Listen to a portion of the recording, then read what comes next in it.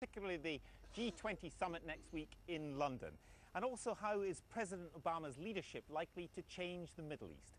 My guests today are Abdulaziz Sager of the Gulf Research Centre, Stryker Maguire of Newsweek magazine, Francis Matthew of Gulf News, and Kate Durian, who's the Middle East editor of Platts. Welcome to you all.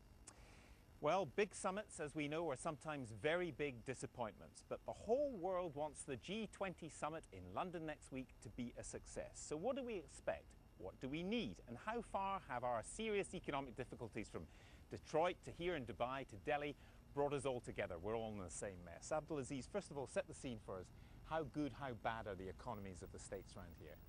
Well, you know, this part of the world, I mean, it's part of the rest of the world. We get affected by what's happening in the rest of the world. This time New York did not catch cold, I think it catch pneumonia. So the rest of the world is far more affected.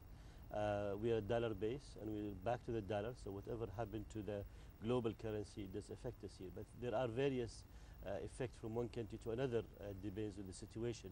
But what I like is I have seen a great commitment from this part of the world into the stimulus packages in two senses. One, in continuously spending on the local infrastructure, which the rest of the global industry will benefit. And second, they have all been committed not to increase, not to reduce oil production, which is really, I mean, the last meeting in OPEC was very clear by the OPEC members, particularly the country from this part of the world. They insisted that we will not cut production. We will help the rest of the world as part of our contribution to the stimulus packages by keeping oil prices under control and under a proper level, because this is what really filtered down. Because so far what we have seen since November, all the talks about resolving this problem, the market have not responded yet positively to all of that. And the reason, because there's a lack of confidence, there's lack of enough regulator to be implemented there.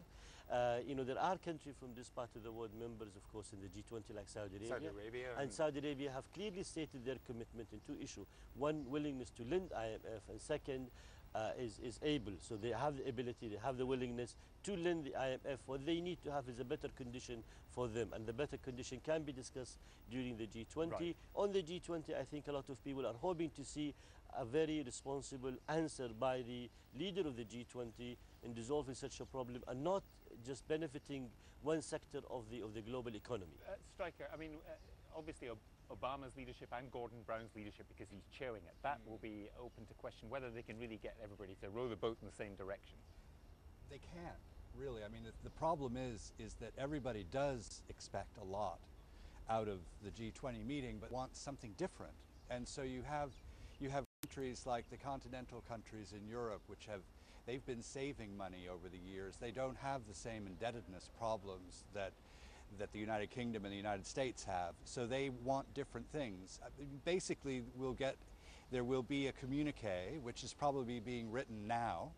The leaders are only going to be together for 6 or 7 hours on Thursday. And they will talk about stimulus. There will be some. There will be money for the IMF. And then they will talk about regulations down the road so that this doesn't happen again. Although, I mean, money for the IMF, and people are talking about lots of conditions, and, you know, will the dollar remain the world reserve currency? What do the Chinese want? What do the Saudis want if they're going to be sitting on a pot of money which they're going to put into this? In other words, there's still a lot of room for horse trading, isn't there? I think there is. I think Saudi Arabia said they would be willing to give more money, but only if the quotas were increased, i.e. other people give as well. But don't forget, this region, I was at an IMF briefing recently, and they said that the fact that this region, the Gulf region, Saudi Arabia being the biggest economy, is still spending, hasn't reduced its capital spending, is actually supporting the global economy. Before at the start of this crisis, you had the advanced economies that were contracted, I think, by 7% annually in the fourth quarter of 2008. I mean, that's a huge number. And the G20 countries actually account for about 85 to 90% of the global economy anyway. So you do have a small number of countries that are now going to be discussing this sort of crisis. But how do you, you're an expert on oil prices, among other things. So how does a region cope with oil prices that 1 minute are $140 a barrel and the next minute are $100 less a barrel? How do you plan for the future? Well, nobody really planned for $147 oil.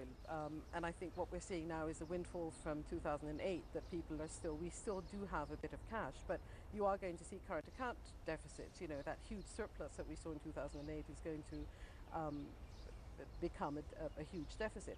And you know, the G20 actually started in the late 1990s after the Asian downturn. And at that time, prices, I mean, and that was a very brief downturn. It wasn't a sort of global recession. At the moment, you have both the advanced and the emerging economies in contracting. And at that time, prices went below 10. And I think that is something that the oil producers in this region are very aware of, that demand is falling, that oil prices are now at levels that may not be sustainable for future investment. So you're sort of setting yourself up for future maybe supply crunch. Well, I was going to say, Francis, you know, we look at this region, we see all the wealth, you can see it all around us, the riches of the region. We know that it's done very well over the past couple of years, but Dubai in particular seems to have its economic problems. I mean, it is so sensitive to the price of oil. Two different things. Dubai has its problems because it's probably breaking even on its spend, and the government is paying its bills, but it has a bond problem where it's got some bonds coming due, and so it has to refund those bonds.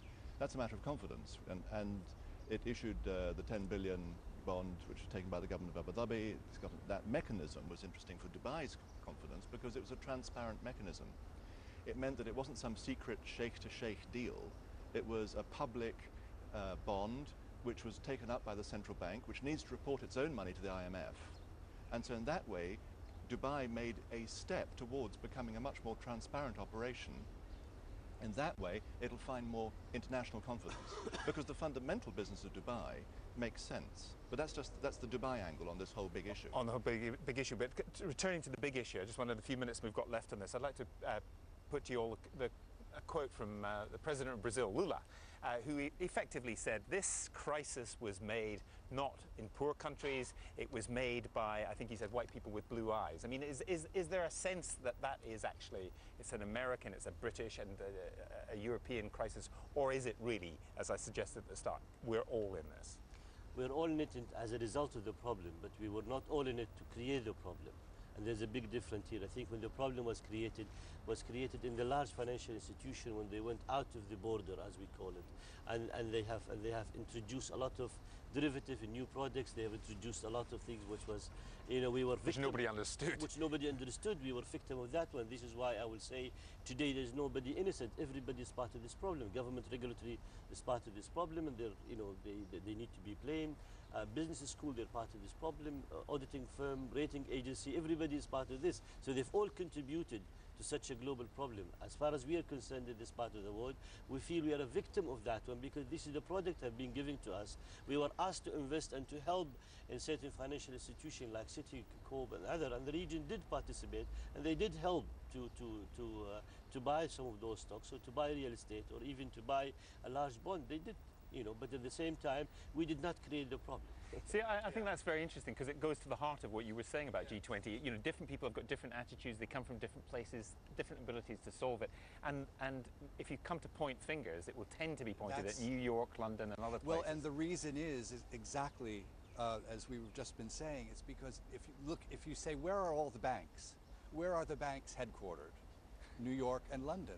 And that is where... Well, that's up to now. They might all come into Dubai at the end by the time this is over. But absolutely. I mean, the thing is, this began as a financial crisis, and it has become an economic crisis, and an economic crisis that we all feel. But as as we were saying, it's not because of it's because of some people started it, but we're all feeling it, basically. Just a final thought on this, Kate. A final thought is, I think a lot of people in this region say, you know, we've got all this cash, but you didn't really want it before the crisis. You were saying you don't want sovereign funds. You don't want to invest in the Obama United has States said ports, several for example. times, before his election, since his election, we want to reduce our dependence on foreign oil, in particular Middle Eastern oil. So, you know, there's sort of two conflicting messages. You sort of want to, you want this region. And if you look at it now, you know, Daimler Chrysler, we've just had, is it Daimler that IPIC has bought a share in? You've had a lot of these sovereign funds or government-backed or government-owned funds, particularly in Abu Dhabi, spending a lot of money, you know, even buying AIG's private equity. Okay, we'll leave it there. Or I want to move on to the other big issue facing this region, facing all of us, in fact, because British troops will pull out of Iraq this summer. America is also drawing down forces, while President Obama is making very conciliatory noises towards Iran and trying, among all his other problems, to go ahead on Middle East peace. How optimistic should we be? And to widen the definition of the Middle East, it almost extends now, at least in terms of how the United States sees it, to Afghanistan, to Pakistan, to this new surge strategy. I mean, how interconnected do you see all these things as being? They're very connected, and it's not a particularly optimistic situation in 09-10. You've got Palestine, where you've got a right-wing Israeli government taking position. And a right-wing weak Israeli government as well, which is significant. And everybody still believes the two-state solution is the answer, and it increasingly is obvious it can't work with the situation on the ground going more settlements, more roadblocks. So there's no way forward in Palestine. You've got the withdrawal from Iraq, which rather depends on the fragile coalitions going on in Iraq, with al-Maliki building a new centrist coalition, dumping the Kurds in that process. The Kurds own the largest single militia in Iraq, so they've got, there's a balance there. But I think the most delicate area is this commitment to Afghanistan, which has moved right up to the top of the priorities. So they're quietly forgetting these other areas, which can be pushed to one side. Afghanistan is it. Which are by no means peaceful in themselves. By no means peaceful. I mean,